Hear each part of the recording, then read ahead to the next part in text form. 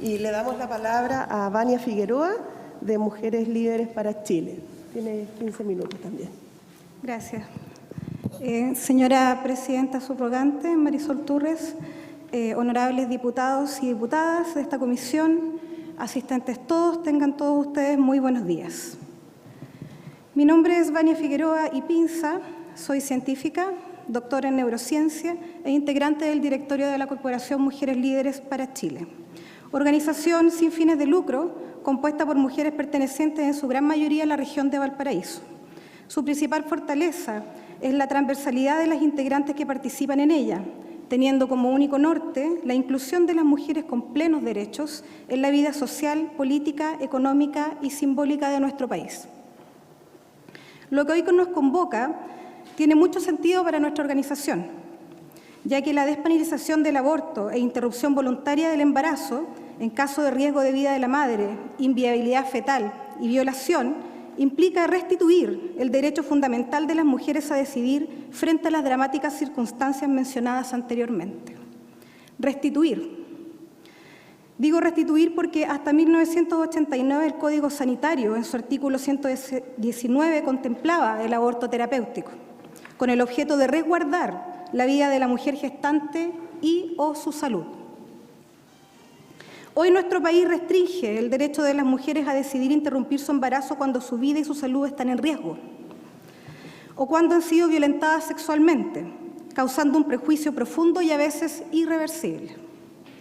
Nuestro Estado, a través de las restricciones en la práctica del aborto, está poniendo en peligro la vida y la salud de las mujeres y niñas, en abierto incumplimiento con sus obligaciones internacionales en materia de derechos humanos, llevando a que mujeres y niñas de nuestro país sufran graves lesiones o mueran por la autoinducción del aborto o por recurrir a centros abortivos clandestinos, como lo confirman las cifras del MinSal.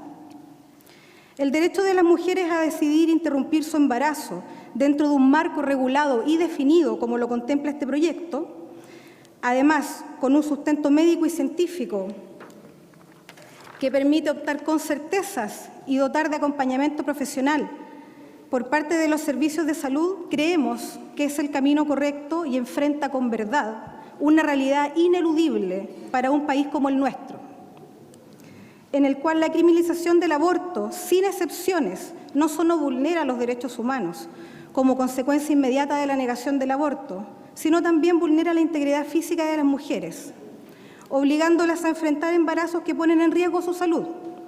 También les obliga a continuar embarazos de fetos que serán incompatibles con la vida extrauterina o embarazos producto de un ataque sexual, situaciones que ponen en grave riesgo la salud mental de las mujeres.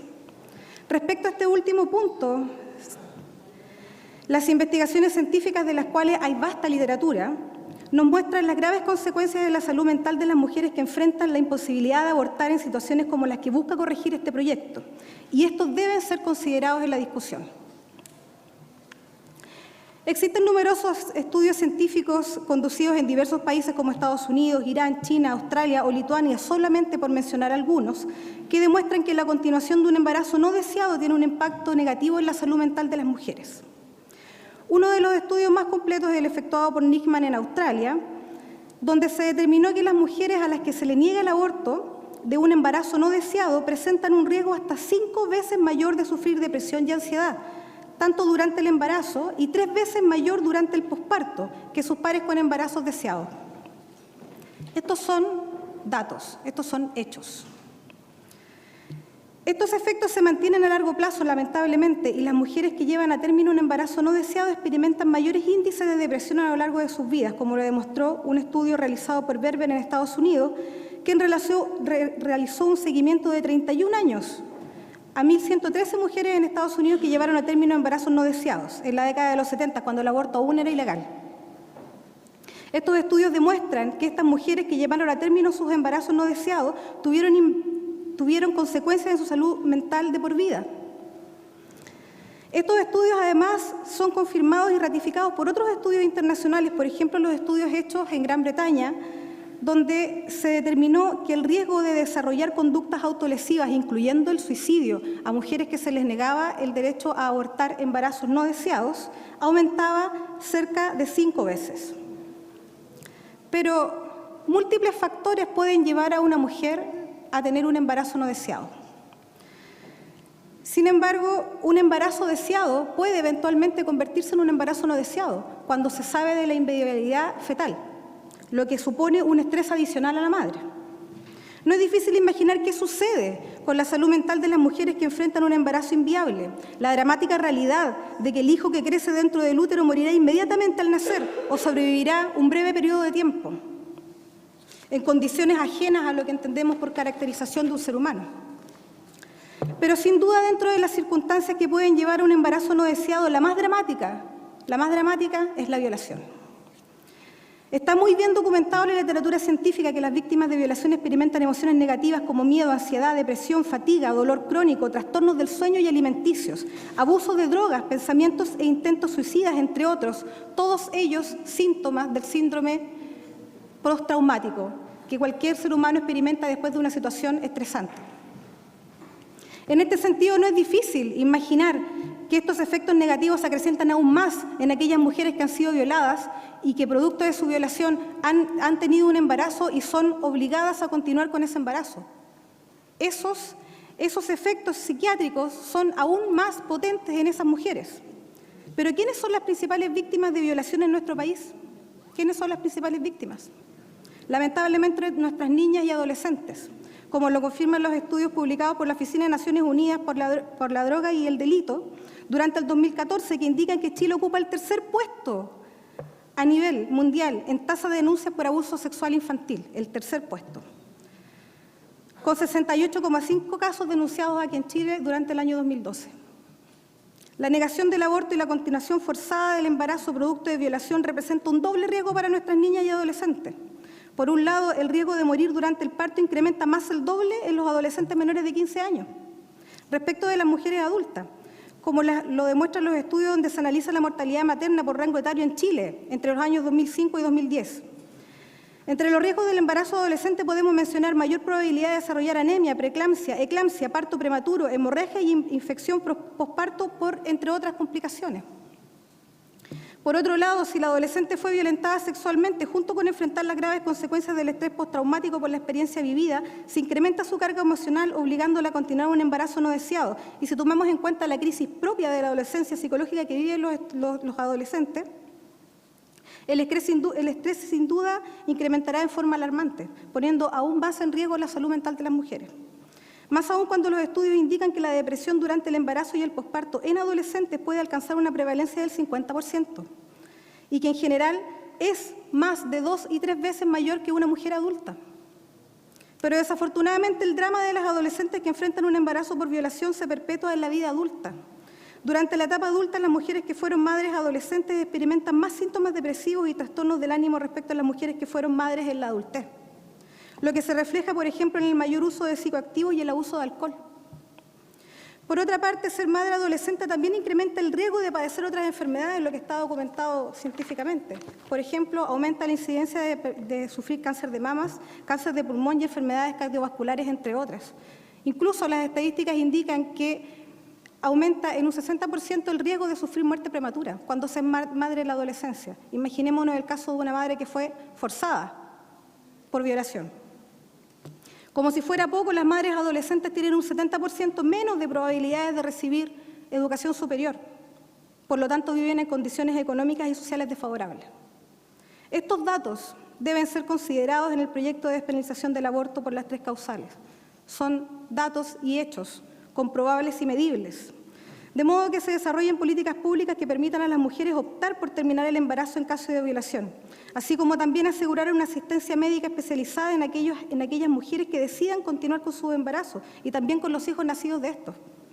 Recientemente ha incrementado la cantidad de evidencia científica que demuestra que el estado psicológico de la madre tiene consecuencias para el desarrollo neuroconductual fetal y por lo tanto también en los niños.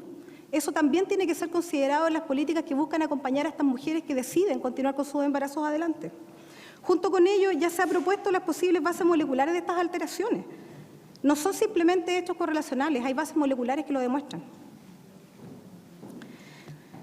Esta información científica relevante para la discusión del proyecto de la interrupción voluntaria del embarazo en las 3 causales debe ser considerada para el desarrollo de políticas que que deben desarrollarse para poder acompañar este debate, ya que como corporación estamos convencidas que este proceso debe debatirse en torno a hechos comprobables y medibles, como el derecho nacional e internacional y datos científicos y médicos, porque Chile es un Estado laico, donde debe primar el bien común por sobre la ideología de origen político religioso que una minoría intente imponer.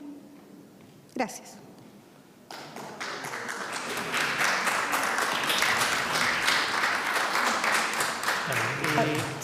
La verdad que, escuchando las exposiciones tanto de la persona que viene en representación de la Fundación en Equitas y también de Mujeres Líderes para Chile, a mí me gustaría que de una vez por todas partiéramos sincerando el debate, porque no veo ningún argumento que plantee derechamente las tres causales, sino que en su gran mayoría aquí lo que se habla son de los derechos reproductivos de la mujer.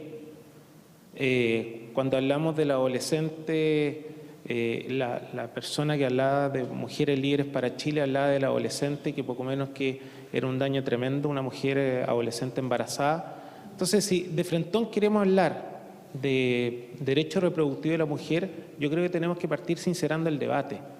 Creo que es importante en el fondo saber cuáles son los argumentos, porque si hoy día la puerta de entrada es la legalización del aborto en tres causales para después hablar del aborto libre, yo creo que es más fácil que lo discutamos y lo debatamos acá. Yo creo que esta es la instancia donde nosotros tenemos que conversar estos temas. En segundo lugar, plantear que me preocupa cuando aquí también se habla que este es un problema de salud pública, cuando en la práctica todos sabemos que eso tampoco es real. Prácticamente hoy día no es tema la muerte de una mujer producto de un embarazo y por lo tanto los temas son un poco más de fondo, porque aquí se plantea que esto es un tema valórico o que en algunos casos puede ser un tema de minoría o mayoría que podemos pensar distinto, ser más conservadores o más liberales. Yo creo que esto tiene que ver con los derechos o no del que está por nacer. Y si nosotros creemos en el derecho a la vida o no. Eso no tiene que ver con un tema puntual de decir o plantear que esto es un problema religioso, que esto es un problema político, porque aquí claramente tenemos posiciones completamente o diametralmente opuestas, pero tenemos una mirada común. Entonces a mí me gustaría también que me aclararan eso, porque aquí no es un problema religioso, esto no es un problema de conservadores o liberales, esto no es un problema de partidos políticos, esto también tiene que ver con la contraposición que existe entre los derechos de la mujer, pero también los derechos de la vida del que está por nacer. Y yo creo que en eso nosotros tenemos también que ser honestos y me gustaría saber cuál es la posición de usted en relación a los derechos del que está por nacer. Porque aquí hemos hablado mucho de los derechos reproductivos de la mujer y no nos hemos centrado en el tema de fondo, que quién tiene derecho a quitarle la vida a otro. Ya, muchísimas gracias. Tiene a continuación la palabra Vania Figueroa. Gracias. Voy a partir en orden con las personas que me hicieron preguntas. Primero quiero partir con el diputado Asbun. Diputado, respecto a sus preguntas, usted pide sincerar el debate respecto al aborto libre. Si usted puso atención en mis palabras, si usted puso atención en mi ponencia, se dará cuenta que desde un principio se enfatizó que la Corporación Mujeres Líderes para Chile viene a interceder para la aprobación del aborto, de la despenalización en las tres causales. Por lo tanto, cualquier otra interpretación que usted haga de mis palabras es antojadiza. Por otro lado, diputado, usted me pregunta acerca del problema de salud pública. También enfatiza, y tengo sus palabras textuales aquí, comillas, habla usted del embarazo adolescente como una situación terrible. No ocupé la palabra terrible. Por lo tanto, esa interpretación de su parte es antojadiza. Lo que sí le puedo decir que los datos que yo esgrimo son datos reales y tienen fuente fidedigna, confiable, medible, y usted lo verá en la copia que traigo para usted. Usted puede chequear toda esta referencia. Mi alusión al embarazo adolescente es principalmente por el riesgo que tiene un adolescente. el riesgo fisiológico que tiene un adolescente de enfrentar un embarazo. Y enfaticé precisamente en los riesgos mentales, no me enfaticé tanto en los riesgos fisiológicos, porque es una arista que no está siendo integrada en el debate. Pero sus palabras son sincerizar en la discusión, y yo le digo que en sincerar la discusión es que tenemos que entrar en un Chile de verdad. Y este Chile de verdad necesita este proyecto, necesita que las mujeres en este país puedan optar libremente. Aquí nosotros no estamos discutiendo acerca de dogmas. Nosotros no estamos discutiendo acerca de dogmas, estamos discutiendo acerca de políticas públicas que tienen incidencia en toda la población, no en las minorías. Le estamos dando opción a las mujeres para que puedan decidir respecto de sus embarazos. Eso, diputado, no sé si aclaro sus dudas. Continúe, por favor.